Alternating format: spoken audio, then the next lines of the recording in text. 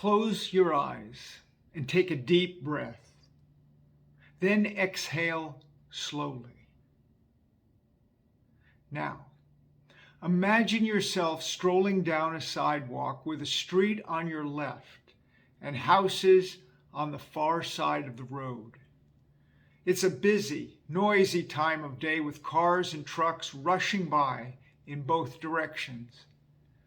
On your right is a wooden fence, too tall to see over, but close enough to touch. So you run your hand along its rough surface until you come to a small gate in the fence that appears to be unlocked. Curious to see what's on the other side, you stop and gently push it open. Suddenly, you find yourself standing in a seemingly endless field of wildflowers extending as far as you can see. So beautiful, so peaceful, so quiet.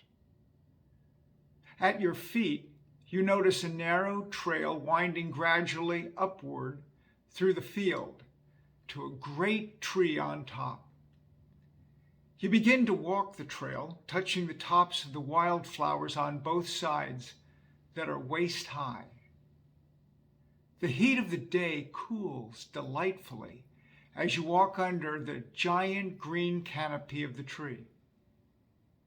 Its smooth trunk has a shallow depression at the base that invites you to sit down, lean back, and relax comfortably, which you do. The view before you of colorful wildflowers and a vast sea of green swaying in a gentle breeze is breathtaking. In the stillness of that moment, you feel his presence and hear his still small voice say, "This is for you. Take care of it, and it will take care of you." Open your eyes now and reflect on your experience. According to the account of creation in Genesis chapter 1, God gave the earth and all it contains to a man and a woman, whom he created in his image. You and I, and all of humanity are the heirs of this awesome gift. For God said, "I have given you every plant, every beast, every bird." In short, the Lord gave us everything. Therefore, if the earth belongs to us, then we can do as we please without any accountability for how we use its natural resources, right? Before answering that question, recall those two parables from the series on Jesus and money. In the parable of the talents, a nobleman gives money to his servants before going on a journey, saying, "Put it to work until I come back." When the nobleman returns, he has them give an account. Two are rewarded for investing well, while the one who did nothing with what he was given loses everything. So, did the money actually belong to those servants, or was it simply entrusted to them? In the parable of the rich fool, we see a farmer with a bumper crop say, "I will tear down my barns and build bigger ones, and there I will store my surplus grain."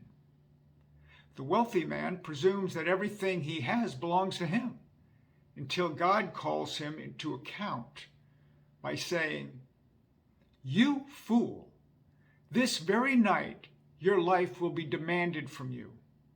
Then who will get what you prepared for yourself?" So, if the money in the hands of the servants and the crops in the barns of the rich man do not really belong to them, does the earth really belong to us? Or is it a matter of trust? Psalm 24 opens in this way: "The earth is the Lord's, and everything in it, the world and all who live in it." Therefore, this planet that we call home is not our own, but a treasure entrusted to us and one for which we are accountable. The question, then, that God asks each one of us is, what are you doing with what I have given you, and who benefits? For the answer, all we need to do is look at the facts. Since the 1950s, human beings have produced over 18 trillion pounds of plastic. That looks like 25,000 Empire State Buildings, or 1 billion elephants. And of that number, we've recycled less than 10%. Not good. And that's just plastic products. Let's get a bit more personal now. In 2017 alone, the United States produced 268 million tons of solid waste, with over 50% going into landfills. Of that amount, 40% was burned, producing over 90% of methane emissions and dangerous levels of carbon dioxide. That's not good for anyone, is it? On a really personal level, the average American produces almost 6 pounds of trash per day, with just 1.5 pounds being recycled. That leaves each of us holding a bag filled with 4.5 pounds of wasted waste every day, which amounts to 1,650 pounds per year. Now multiply that by 332 million people, and you get about 550 billion pounds of waste. Those statistics are just a tip of the iceberg of junk that we mass produce every day and discard improperly and irresponsibly. If this trend continues, the earth that takes care of us will turn against us more and more. Our planet is sounding the alarm loud and clear, but are we listening? Actually, since the earth and everything in it belongs to God, then the alarm is coming from Him. How then should we respond? How will you respond? Psalm 8 is attributed to David, who spent a lot of time in God's creation, both as a young shepherd and also as the man anointed by God to be king of Israel. In that short psalm of just 9 verses, I am immediately impressed by the matching bookends that open and close David's reflections on the majesty of the Creator and the magnificence of His creation. O Lord, our Lord, how majestic is your name in all the earth. Pause with me right now as we reflect on those words. Close your eyes and imagine first what David might have envisioned as I say again, O Lord, our Lord, how majestic is your name in all the earth. With your eyes still closed, say those words to yourself and imagine what God is revealing to you about Himself and His creation. Now open your eyes. What did you see? Let's continue on with an attitude of worship as I read verses from this psalm that relate to creation while using your imagination to see what I say. Lord, when I behold the heavens above, which are incredibly wondrous and seemingly infinite, I am so humbled by the fact that they are the work of your fingers. I feel so tiny, and the little I can see is so big. I am awed when I realize that you have set in place the moon and stars. Who am I that you are mindful of me? And who am I that you care for me? Yet you do so with amazing grace that is unconditional and endless. Thank you. Then to realize that you have entrusted to all of us all that you have made. You have crowned us with glory and honor, giving us authority with responsibility to rule over all the works of your hands, to include all creatures of both land and sea. Everything belongs to you, and yet you have entrusted everything to us. What a gift! What a responsibility! Dear God, help us to care for what you have given us, always mindful that all we are and all we have belongs to you. O Lord, our Lord, how majestic is your name in all the earth.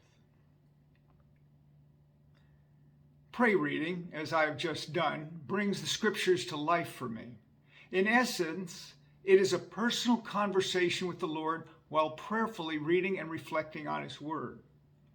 For me, I start my devotions with an imaginary journey that leads me into the presence of God.